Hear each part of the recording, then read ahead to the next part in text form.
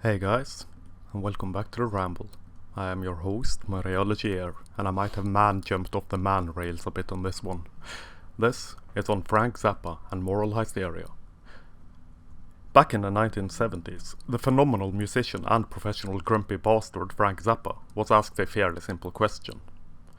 Not only was it a simple question, it was one of such monumental stupidity and entitlement that it could only ever have come from the quivering lips of a ferocious feminist scorned.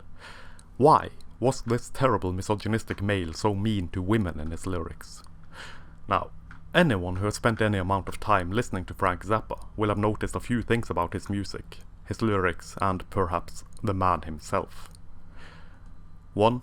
He was goddamned brilliant. I would dare say he was a genius, though I admit to being a drooling fanboy of his and as such very biased in his favour. I even named my first dog after him. She is a bitch and a tiny chihuahua. Somehow it seems rather fitting. 2. His lyrics kick in all directions. Nothing is ever sacred and absolutely no one is safe. He himself stated that, yes, my lyrics are stupid. So what? In the musical world of Frank Zappa, lyrics was a necessary evil, a thing that had to be present in music in order for the music to sell, as so very few people listen solely to instrumental music. They were, in fact, nothing but a means to an end. Thus, silly, absurd and comedic lyrics became his thing, because why the hell not? In reply to the question, he answered that women need to learn how to take their lumps, same as men, and this is absolutely true. There's the thing of it, I think. Feminism may very well preach equality. Women in general may very well preach equality, may claim to very much be in favour of equal treatment of the sexes. Thank you very much, it is the current year after all. Yet, what is said and what is done are two quite different things. I believe a thing people have to learn as quickly as possible is that people's words and people's actions are quite often not the same. Quite the contrary, they clash and they crash very often. Human beings are complex and intricate creatures, filled with internal contradictions and inconsistencies.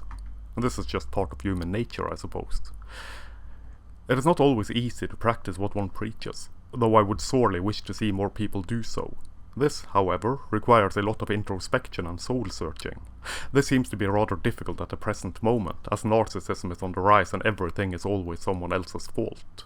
As is so often the case, people are not even aware of their failure to walk the talk, to practice what they preach. Particularly so when feminism has tricked the entirety of the Western world into believing that men treat other men with all manner of respect and adoration, with all manner of underhanded deals and preferential treatment and what have yous which they do not grant to women. This is, as I have come to understand it, psychological projection on part of women in general, and within feminism specifically. They would treat other women preferentially. Their in-group bias is way stronger than that of men. So, to their eyes, being unable as all hell to tear their gaze away from their navel, there is no reason why men would behave differently. We would do this, and so they must also do this. Add some solipsism into the mix, and you have yourself a cake not fit for human consumption. In fact, it is a cake which they both want to have and to eat. The fact that Frank Zappa poked fun at men in his lyrics, quite often and in quite fabulous ways, was forgotten by the feminists scorned, who only noticed women being poked fun at. One assumes that she was quite alright with poking fun at men in general. One also assumes that she did not notice that men were poked fun at because that was a message she agreed with, that this was something inherent to her view of the world and as such was a statement of fact, not a matter of men being ridiculed. If people were to open their eyes, if people were able to remove their gynocentric blindfolds and see the world proper, the first thing to be noticed would perhaps be a certain elevation, one could almost say deification, of women and of womanhood. Women being sat atop a throne made from delicate and fragile flowers. A throne that would topple and crumble to dust at the slightest breeze. It is not rare to see women, whether blatantly feminist or not, go up in arms at the slightest hint of a joke being cracked at the expense of women, claiming this to be proof definitive of a society that just hates women ever so much, don't you know? And so we must have all of this and all of the other to lift women up in this society in which women are hated so much that they get all this preferential treatment, as well as a movement supposedly only for them, a movement that shall hold the monopoly on all things sex and gender, a movement which one must have balls of polished nuclear warheads to dare defy, under pain of social ridicule and death. Women are hated. So a movement solely for women gets all the say and holds all the sway on all the things. Makes perfect sense, of course. And I am the Emperor of Norway, keeper of the 7 keys and dictator for life in the tiny island nation of what the fuck. Poking fun at typical female idiosyncrasies, at female stereotypical behavior, is a big fat no-no, and all who commit this most heinous act are misogynistic poopy heads whose mother was a hamster and whose father smelled of elderberries. And the feminist hordes will fart in their general direction. All the while saying that we should kill all men and stating with absolute certainty that men, that masculinity, that maleness and whatever else is all that is wrong with the world. That all men must take responsibility for the evil of one man, and so forth and so on. And one cannot help but wonder, if merely cracking jokes at the expense of women in general is proof of a society that hates women, what does it say about a society in which it is quite alright for academics to publish deathly serious articles titled "Why Can't We Hate Men?" What does it say about a society in which this article is not only alright to publish, but where the author of said article is being presented as a victim for facing backlash to her blatant hatred of the male sex? A society that hates women and adores men would surely not present a woman that shamelessly presents her hatred of men as a victim of men when men, quite rightfully, react to being hated for nothing but them being men. Jokes perpetuate negative stereotypes of women and furthers the oppression of women. Articles justifying hatred of men, published in mainstream media, is proof that women are hated. I will keep repeating these points until people fucking listen. Repeat, repeat, repeat. The whole world has gone insane. Completely and utterly insane. Locked within a moral hysteria built upon vapid moral grandstanding and virtue signaling by power-hungry navel-gazers, whose values are just as deep and firmly anchored as a loosely knit fart. Oh shit. This nonsense is trendy now. Gotta hop along. Social validation is the most important thing in the world after all. Hashtag men are trash. Am I right, sisters? Now, let me get a crack at that pussy. Shit. Men may be trash, but I am the exception to the rule. I consider all other men to be trash because I believe them to think and act exactly like me. Now, let me get a crack at that crack. Maybe some good old-fashioned simpering, whimpering and puppy-eyed begging will make it so that she touches my penis. Please touch my penis. Hashtag cancel men for fuck's sake. What does a brother have to do in order to get laid around here? I've been self-flagellating for hours on end, but they've only been spitting in my eyes. And I am an ally to the noble cause for goddess's sake. Still permanently othered, of course, being but an ally. But I am an ally to the cause of pussy power. Even wore the pink pussy hat, for fuck's sake. Please touch my penis. Carrying on. Poking fun at typical male idiosyncrasies, at male stereotypical behavior, is quite alright. This happens every single day, every which way one should so happen to look. And I am perfectly fine with this without a doubt. The ability to laugh at oneself is a transformative tool. Empowering, if I may be so bold as to borrow a buzzing phrase from the Feminist Handbook. People would do well to not take themselves so damned seriously all the time. What is bothering, on the other hand, is the feminist hive mind having fits of hysteria whenever a woman is poked fun at. What is bothering is, as is so often the case, the blatant double standard of the thing. The hypocrisy, the idiocy of it all.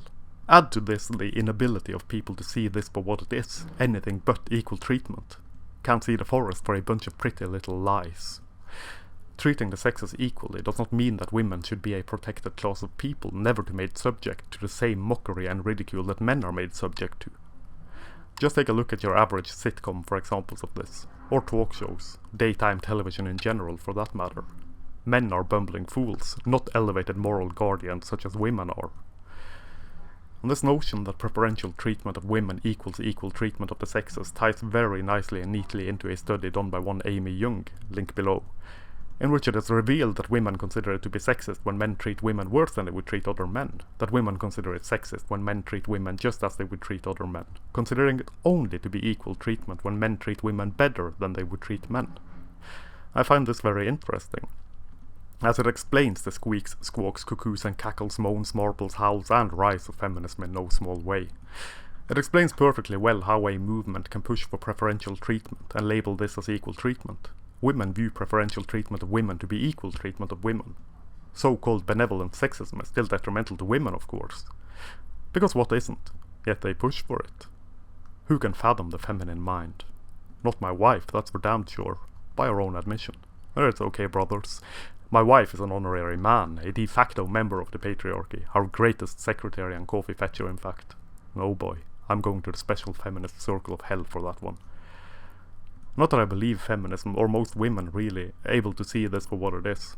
I don't believe most men are willing to see this for what it is either. Women are precious and must be protected, and one cannot make fun of women for exactly that reason. Besides, it supposedly lowers one's chances of getting laid, and men have drives, desires and needs, goddammit. Dick Hardy is a most potent negotiator. Too bad he is fucking brain dead. No matter, never mind. She said, he said, chivalry is far from dead. And if chivalry is dying, if men treat women equally, if men treat women like they would treat other men, articles start popping up from wherever and whatever mourning the death of chivalry and oh and woe is me, but where oh where have all the good men gone? Of course men should pay on dates, women deserve to be taken care of and feel special. But the relationship has to be equal. Step up men and do your part of everything, whilst paying for everything. What, women doing their part? That is just some patriarchal entitlement. Yet another unreasonable expectation of women. Male entitlement to this and that and the other, as a matter of fact. Men should not enjoy their women having an orgasm. That is peak male entitlement right there. Imagine finding enjoyment in one's partner being given enjoyment by oneself. Shock and horror. Still, women should damned well have at least one orgasm for every ride into Funky Town, thank you very much. Just don't enjoy it while you're at it, boy. No one cares if your jaw is frozen solid and your hand is cramping up. Get to it, buddy. What? You want pointers? Nah, man. You've got to know your way around a woman's body by instinct and intuition alone. Imagine the entitlement in wanting a woman to tell you what she enjoys and how to do it proper. The pure nerve of expecting a woman to do something in the sack. Goodness gracious, what prime male entitlement this is. Also, fleshlights and sex bots are objectifying women and mass manufacturing rapists, and so too do porn, and masturbation is akin to cheating, and hey, where are you going? Oh my, why can't I ever find a good and decent man? People in glass houses cannot smell their own shit. Instead of listening to what is being said when feminism is criticized, they jump into the very same aforementioned hysterics, put words in your mouth and pull straw men out of their own ass to set on fire, screaming that women are not hysterical but perfectly rational and capable of reasonable discussion, fuck you very much, and besides you make her feel threatened and unsafe by your mere presence, fuckface. Add a solitary screech about patriarchy in there, and we have ourselves a winner, ladies and germs. Men have to accept jokes made at the expense of men in general. Televised stereotypes of men. Ain't nothing wrong with that. To which I would agree in all honesty. Reverse the sexes and the shit show begins. Apparently, men are capable of humour and of laughing at themselves, whereas women are not. Is it masculinity that is fragile then? Or is it perhaps femininity? Hashtag femininity so fragile. Back in my Facebook days, I was part of a Facebook group that focused on record collecting and hi-fi equipment. As one would expect, men being far more object-oriented than women, this group was overwhelmingly male. I would hazard a guess at it being 98% male. The discussions on records, music and equipment went as one would expect. Typical male banter, friendly insults and the like. What the hell kind of piece of shit equipment is that to play that record on?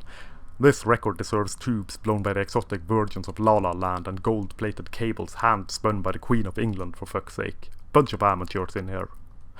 You know what kind of friendly banter I'm referring to. All in good fun. And it was good fun. While it lasted. For, you see, the feminists entered the room. Probably smelling a predominantly male space populated by horrible men in dire need of being civilized by the elevated forms of womanhood. A goddess in the guise of feminism come to save these barbarian men from themselves.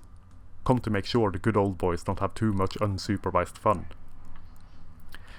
Though I cannot prove this, I will dare state that the sole reason for these two feminists being in this group was tone policing and feminist propaganda, as the only damned thing they posted in there had to do with women and with feminism. Even when posting pictures of their records or whatever, they always included some fucking feminist factoid alongside the picture. Seemed rather planned, if I am to be perfectly honest. Every day with that shit. Feminism me here and pay gap me there, and horrible titties on the covers or on posters on people's wall over there, making it such an unsafe and non-inclusive group for the women in the group, and no wonder there were so few women there, and so and such and blah de blah, and shame the male for he is a true bastard barbarian. How fucking entitled does one have to be to demand people remove posters that are deemed offensive by fragile feminists from their own walls in their own bloody homes? feminist levels of entitlement and fragility. Hashtag femininity so fragile. Whenever a woman enters a predominantly male space, it is expected that the men therein shall alter their behavior so as to not offend her. It does not matter how many men there are in the space or in the group. The word of this one woman has to be law, and by damn and fuck me right in the ear, men agree and comply and alter their behavior to suit the woman for some ridiculous reason. Female entitlement is enforced by men. There is no denying this. You are allowed to say no to women, you know. Even Dick Hardy is allowed to do just that. In fact, Dick Hardy must be encouraged to do just that. So much of this goddamned shit is on our shoulders, gentlemen. You don't have to put up with it, you know. And so I left this group. After about a week of seeing these two women, might have been one woman with two accounts, come to think of it, constantly posting feminist nonsense, I just about had it. Then I reached my tipping point. The scales were waxed and the shit slid off and hit the fan, spreading it way more than anyone should accept. One dude in the group had the nerve, you see, had the unmitigated audacity to refer to Yoko Ono as the bitch that ruined the Beatles. Oh boy. Oh my. Oh girl. Oh fragile femininity supreme. What a shit show that turned out to be. A macabre and grotesque cabaret. The feminist foot soldiers came rolling in, floating on the wind by virtue of their bingo wings, frothing at the mouth, spittle flying every which way, demanding the post be removed, claiming that this group was nothing but a bunch of misogynists, a sorry nest of gender fascists, in fact. Yes, they actually used the term gender fascists. This, then, was the moment they had been waiting for. Finally, they could spring into action on behalf of scorned women everywhere. Women who have to put up with female artists being disliked like male artists are disliked. What horror was this? Irrational, emotionally laden screeching followed. A woman cannot be criticized, not even a female artist. One has to worship the ground she walks on. Any one man cannot have any one individual opinion on any one woman. Neither the woman nor her caterwauling, that is to say her art, may be subject to criticism. For any critique of a woman, or her art, necessarily must mean that one hates all women by virtue of their sex. And this has to reflect on the entirety of the group. For men, as we all well know, are a homogeneous blob, a mass of testosterone and brawn and perfectly erected penises that have neither solitary opinions nor individual personalities. And so many guys in that group simpered and drooled and fell to their knees in abject shock and horror, apologizing profoundly and profusely on behalf of the group. A few brave men dared defy the feminine deity that had entered the space, but the damage was done. The battle was won and the female tyranny reigned supreme that day. All the men had learned of their folly and been given a whipping for their insolence in talking back to their superiors. Earlier that day, I had posted a picture of Warren Zevon's phenomenal album The Wind. I referred to Warren Zevon as a complete and utter asshole, a narcissistic bastard with no redeeming qualities except his incredible musical and lyrical talent. He was then and remains still one of my favorites, quite possibly the greatest songwriter to have ever graced this green earth. Other guys in the group agreed. Other guys in the group had posted similar things about other male musicians. No one reacted with anger or hostility, or claimed that we were just hating on men for them being men. Not even the feminists in the group. Imagine my shock. Criticizing a female artist, on the other hand, means that the entirety of the group hates women. Women in male spaces cannot help but destroy the male spaces, it seems. Helped very much by the simpering men therein. Much like Yoko Ono, in fact.